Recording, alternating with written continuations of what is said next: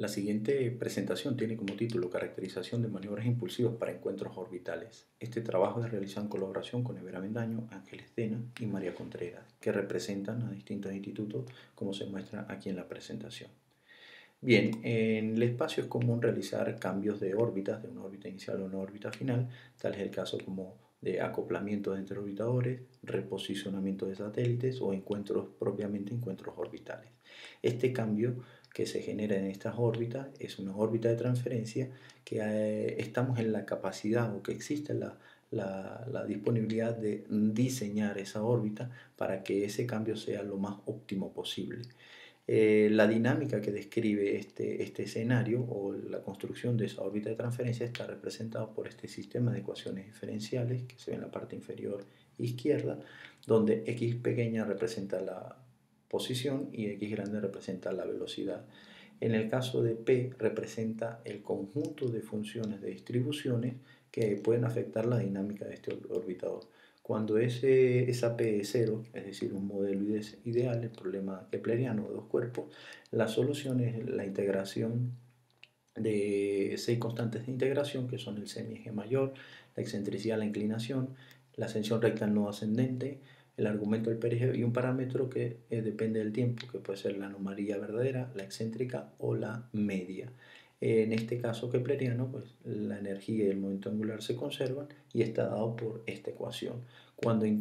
introducen perturbaciones como el problema de tres cuerpos, el J2, la radiación solar, roce atmosférico, movimiento de placas, pues las expresiones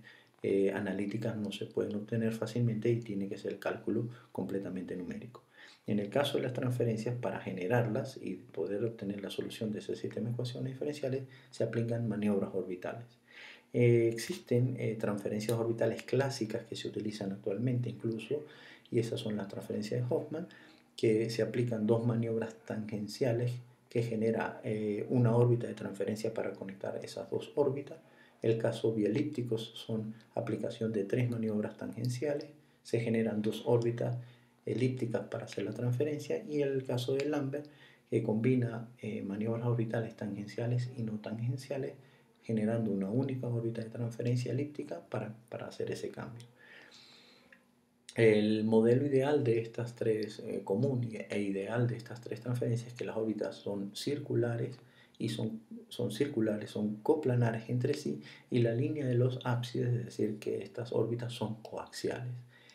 Con esto en mente, nuestro objetivo es, nuestro modelo es realizar una transferencia orbital entre órbitas elípticas que sean no coplanares y no coaxiales, y que la órbita de transferencia sea exclusivamente elíptica, aplicando distintas maniobras, bien sea coplanares o no coplanares, es decir, tangenciales y no tangenciales, y para ello deseamos obtener una expresión analítica que me involucre en la menor cantidad de parámetros orbitales de esa órbita de transferencia que vamos a diseñar para calcular el óptimo valor de la velocidad característica, que en este caso se denomina como el delta V o el delta V. Partimos de condiciones iniciales, como son los elementos orbitales de la órbita inicial, los elementos orbitales de la órbita final, y queremos encontrar cuál es esa órbita de transferencia, diseñarla. Con estas digamos, condiciones de nuestro modelo se desprenden varios casos. Uno de ellos es que la órbita de transferencia es coplanar y coaxial con la inicial, que es igual al caso 3. La órbita de transferencia es no coplanar y coaxial con la órbita inicial. Este problema ha sido tratado ya en la Cruz 2010 y extendido por Rincón y colaboradores de 2015, que es igual al caso número 4. Hay otra cantidad de casos posibles, y la expresión general a la que nosotros queremos llegar es la que está marcada aquí al final, donde la órbita de transferencia es no coplanar y no coaxial con cualquiera de los planos orbitales de las otras dos órbitas, considerando lo que hemos planteado inicialmente. En esta presentación y en este trabajo solo voy a mostrar el primer caso y cuál es la expresión analítica de ese delta V, considerando una especie de transferencia de Hoffman, donde hemos combinado maniobras orbitales tangenciales y no tangenciales, y como resultado de ello, pues cálculo del delta V mínimo para escenarios como cuerpos celestes del sistema solar. Y en el caso es donde la órbita de transferencia es coplanar y coaxial con la órbita inicial. La expresión analítica que se ha obtenido para la velocidad característica es esta que se muestra aquí, que depende exclusivamente de 7 parámetros orbitales: la excentricidad de las 3 órbitas, la anomalía verdadera de la final y la de transferencia, y la inclinación de los planos de la órbita inicial y final. Estos parámetros pueden ser reducidos y vamos a ver cómo se llega a esa expresión, donde la velocidad característica depende solamente de un par de parámetros de la órbita que queremos diseñar. Las maniobras que se han aplicado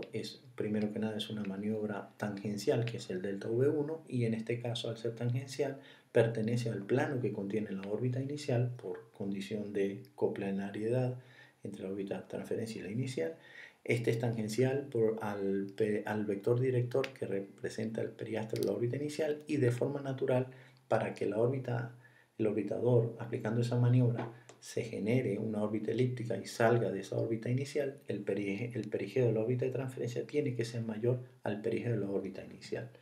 La expresión analítica que representa esa maniobra está dada por esta ecuación, y considerando estas restricciones,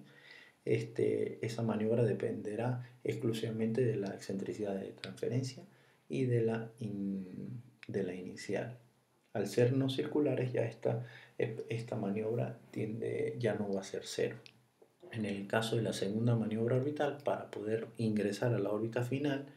esta tiene que ser no tangencial o no coplanar, y por lo tanto aparece un ángulo, que es el coseno que está aquí al final, y que nosotros lo podemos expresar en términos de parámetros conocidos, que en este caso es la diferencia de las inclinaciones de los planos de la final y la inicial.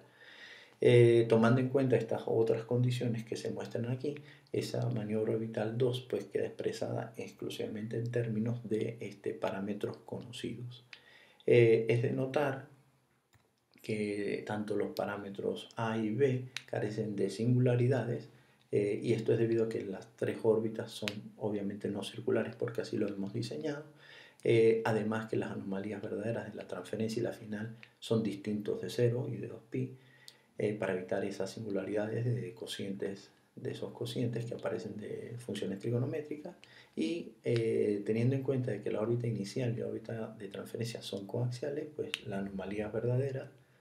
de la órbita inicial y la de transferencia son iguales. Entonces nuestra expresión de la velocidad característica, que antes era de 7 parámetros, en este caso eran 2 porque el resto son conocidos, pues solo va a depender de la excentricidad de la órbita de transferencia.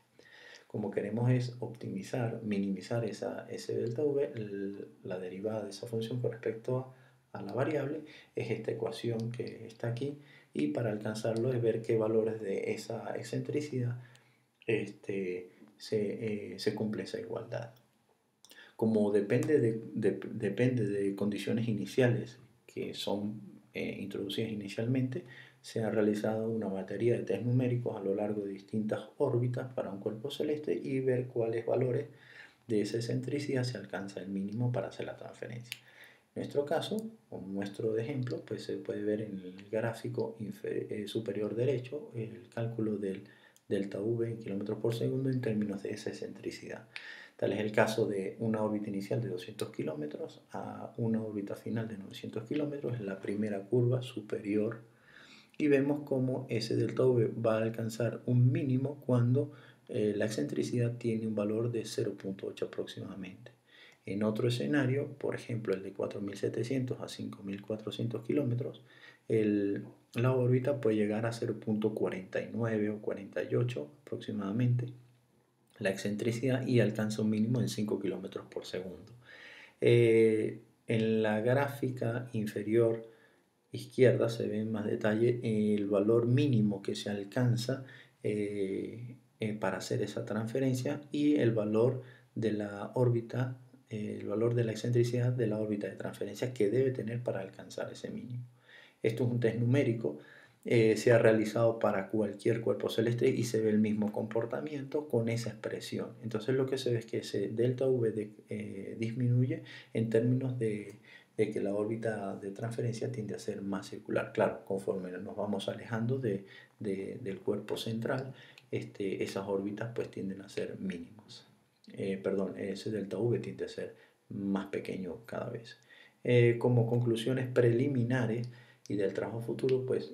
para el caso que hemos planteado de solo este escenario, dos maniobras orbitales, hemos obtenido una función, una expresión que nos permite calcular ese delta V